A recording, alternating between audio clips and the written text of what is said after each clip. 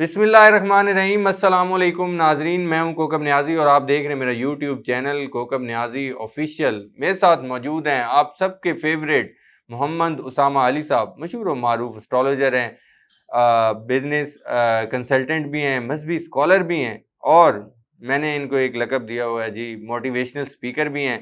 मोहम्मद उसामा अली साहब के साथ आप मेरी वीडियोस देखते रहते हैं, पॉलिटिकल भी, ज़ोडिक साइंस पर भी। आज भी मैंने मोहम्मद उसामा अली साहब के साथ आप लोगों के लिए डिफरेंट टॉपिक्स पर प्रेडिक्शंस लेनी है, सियासी प्रेडिक्शंस लेनी है। इमरान खान साहब के हवाले से बात होगी। अस्सलाम वालेकुम उसामा अली साहब, कैसे हैं आप? ठीक ठाक हैं? जी, वालेकुम अस्सलाम। उसामा साहब, इमरान खान साहब पर केसेस की भरमार हो रही है, एक के बाद एक केसेस, एक में से रिलीफ मिलता है, दूसरा स्टार्ट हो जाता है। आपको लग रहा है इमरान खान साहब कभी रिहा हो पाएंगे या आखिर में जाके, जैसे अली अमीन गंडापुर साहब भी कहते हैं, और जो हालात हैं, आपको लगता है कि अवाम खुद जाके उनको रिहा करवा लेगी? देखिए, ख्वाब तो ऐसा देखा हुआ है मैंने नहीं, मेरे किसी अज़ीज़ ने, इमरान खान जो है ऐसे ही कहीं पहाड़ी पे बैठे हुए हैं। और पहाड़ी पे बैठना जो है वैसे तो अच्छा है, लेकिन हालत थोड़ी-सी बेहतर नहीं थी। लेकिन अच्छा। बहरहाल बैठे ऊँचाई पे ही थे, और हम्म। यही ना हो कि ये सारे तोड़-तूड़ के जाके पहाड़ों में ले जाएँ, ये इस दिन को ले आएँ।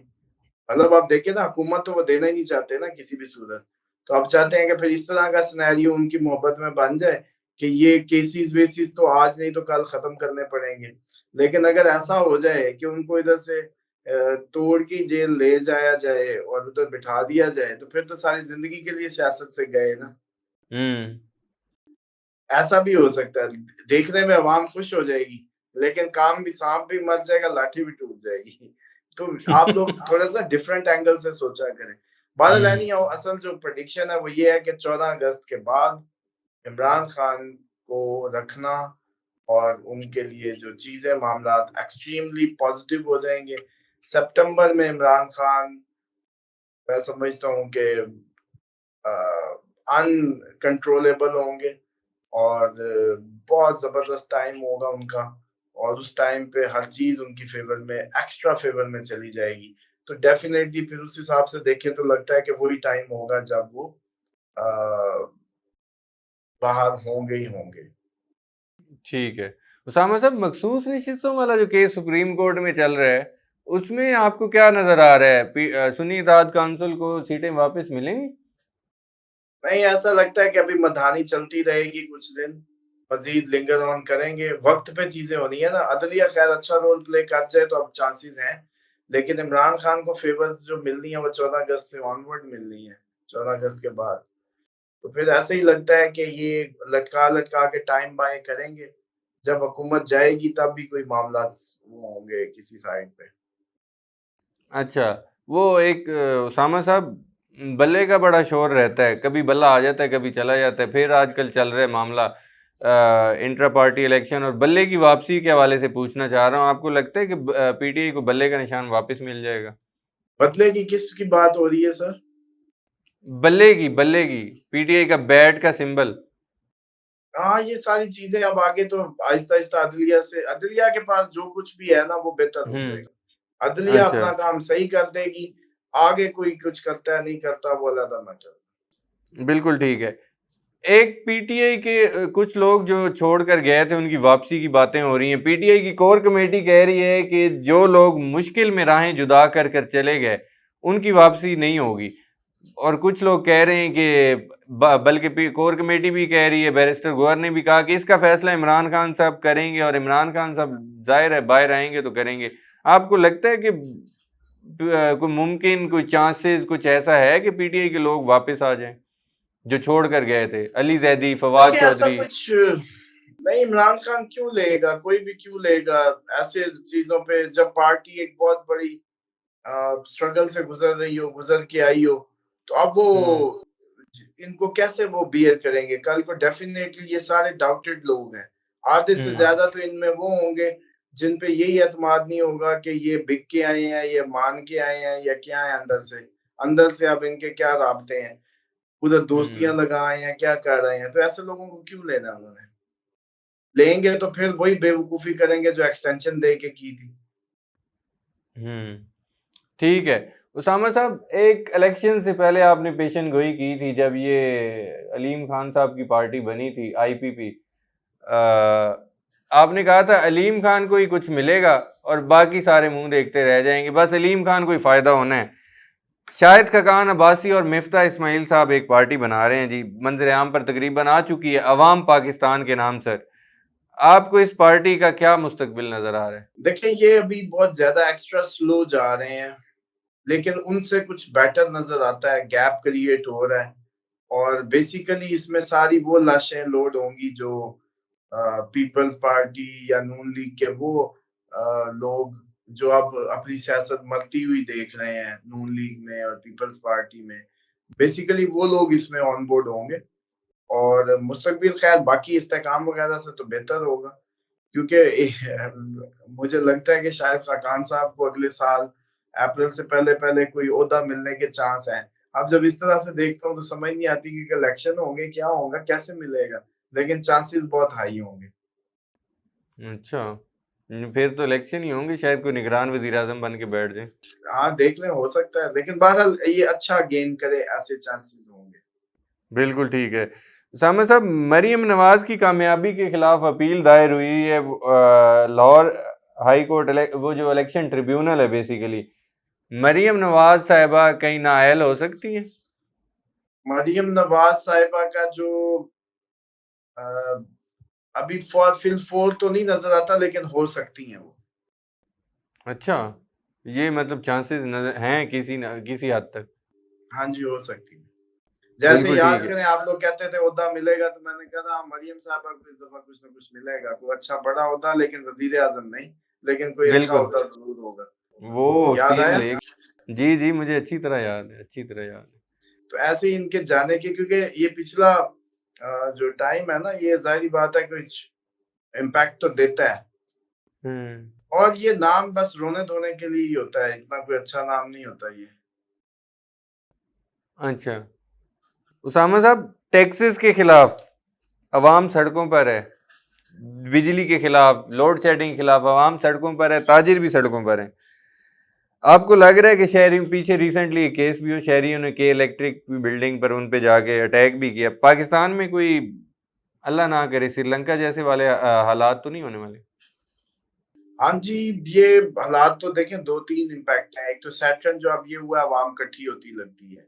अब हम्म। अवाम इकट्ठी होगी 15 अक्टूबर तक अवाम के कॉमन गोल्स पे इकट्ठे होने का हाई टाइम रहेगा।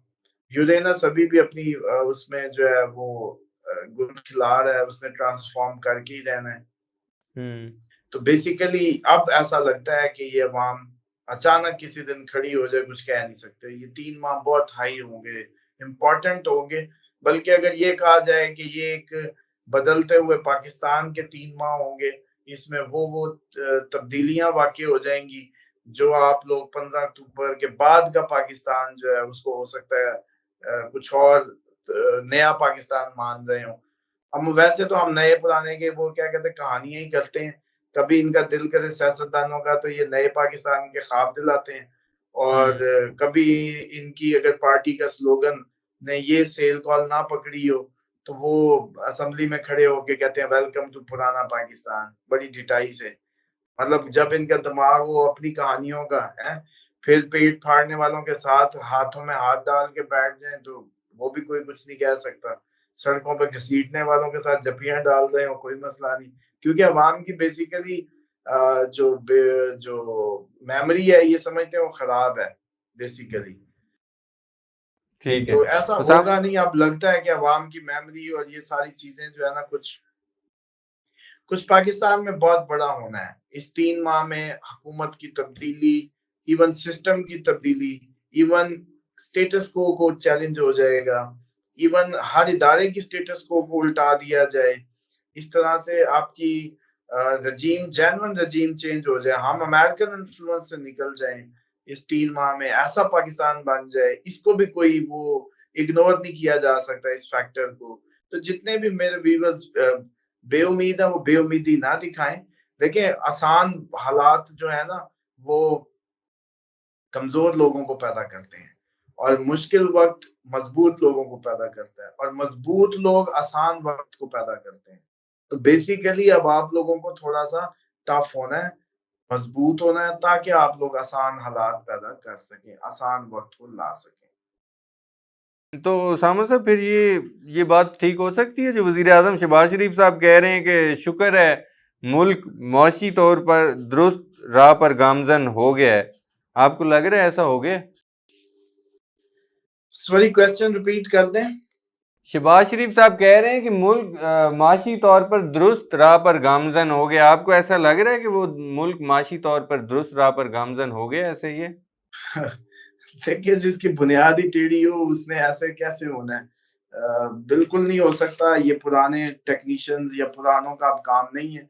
ये ज़्यादा से ज़्यादा मैं समझता हूँ कि इस जनरेशन के जो लोग हैं, ये सारे इस टाइम के, इनके 5-4 साल एक्सपायरी अब खत्म कहानी।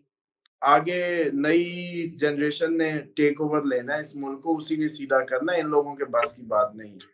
और जो नई जनरेशन है वो बहुत ज़्यादा सीखे हुए है, उसने 2 जनरेशंस देखी हैं और उनके मर्जर देखे हैं, संगम देखे हैं और मैं समझता हूँ कि वो ज़्यादा अक्लमंद और ज़्यादा सीखे हुए लोग होंगे और इस तरह की कहानियाँ नहीं, बड़ी ओरिजिनल गुफ्तगू होगी।